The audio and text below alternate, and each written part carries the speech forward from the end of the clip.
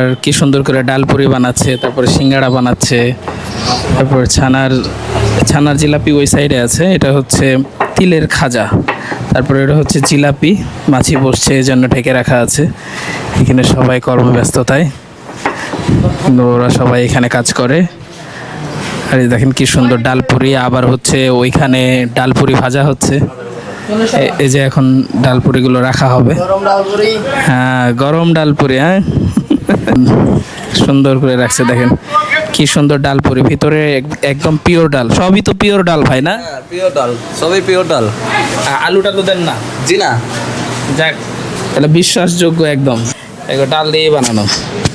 সিঙ্গাড়া কি কলিজার সিঙ্গাড়া নাকি? জি না, আলু সিঙ্গড়া। আলু সিঙ্গাড়া। এই যে দেখেন সুন্দর। পিস এগুলো 10 টাকা পিস। প্রতিদিন কত পিস বিক্রি হয় আইডিয়া আছে আপনার? আনুমানিক 500 পিস। 500 পিস। হ্যাঁ, আচ্ছা, তো ভালো থাকবেন। আসসালামু আলাইকুম।